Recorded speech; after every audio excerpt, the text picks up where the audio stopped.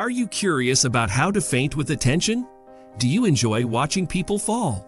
Then stick with us, because we have everything you need. There are many professions with strict rules and regulations, especially in the military. However, there are few positions that demand the composure, endurance, and decorum of the soldiers who serve as the Queen's Royal Guards during Queen Elizabeth II's reign. The Royal Bodyguard dates back to the time of King Henry VII. It is a position of honor and one of the oldest units in the British Army.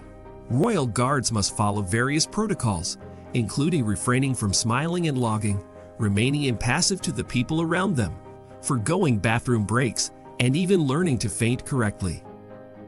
But how do you faint correctly while guarding the British monarch? It turns out that the guards must learn to faint with attention.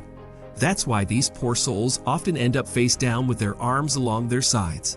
If a soldier feels that they are about to fall, they should fall directly onto their front, keeping their rifle at attention.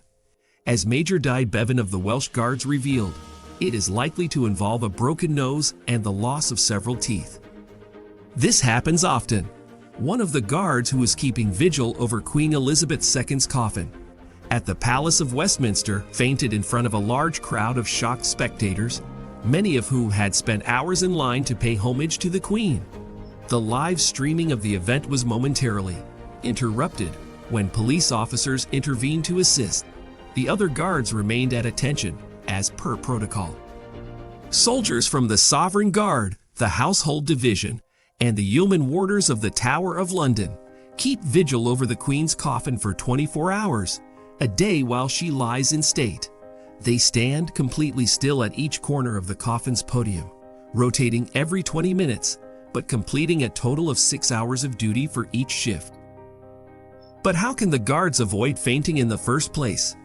Garrison Sergeant Major Billy Mott recommended exercising in advance, staying hydrated, and wiggling your toes and flexing your calves while standing.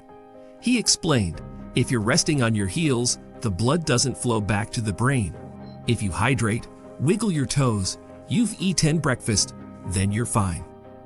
And the Royal Guards have struggled to stay upright for decades. More recently, in 2016, no fewer than 2 guards fainted during the first 2 days of Queen Elizabeth's 90th birthday party.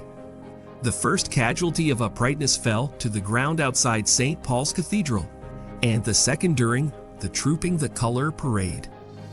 The following year, in 2017, the Trooping the Colour Parade once again saw not just the fall of 2 troops, but at least 5.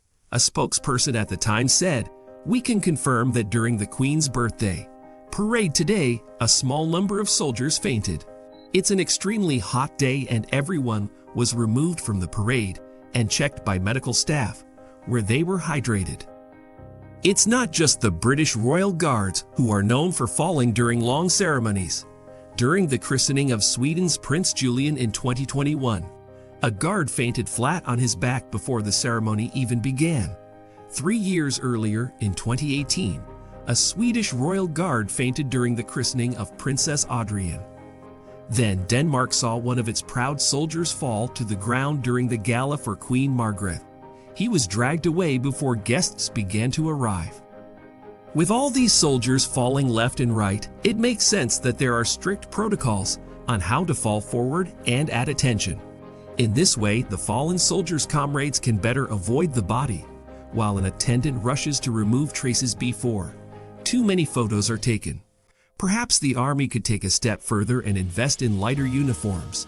After all, who can reasonably expect to stay upright on a hot day with one of these on your head?